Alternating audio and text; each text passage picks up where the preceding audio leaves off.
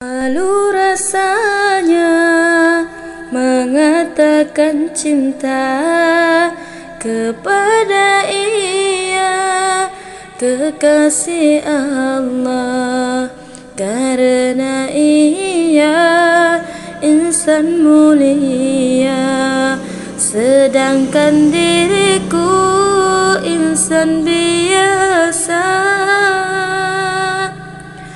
Ku pujuk jua hati dan jiwa, meluahkan rasa cinta membara, karena cinta kepada Rasulullah, tanda penghargaan seorang umat.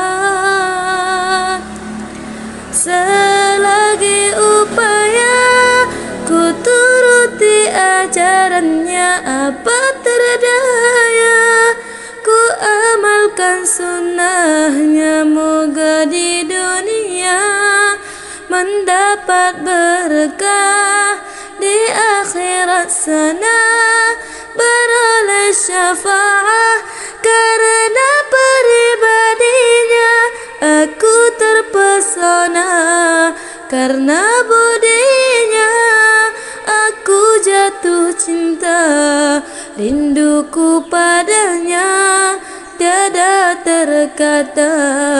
Nantikanlah daku di taman surga.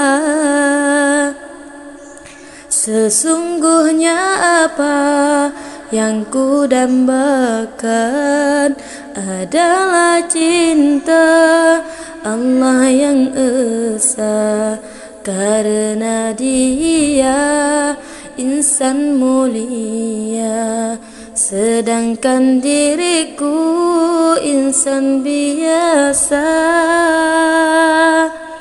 Selagi upaya ku turuti ajarannya, apa terdaya ku amalkan sunnahnya, moga di dunia mendapat berkah, di akhirat sana beroleh syafaat, karena pribadinya aku terpesona, karena budinya aku jatuh cinta, rinduku padanya tiada terkata.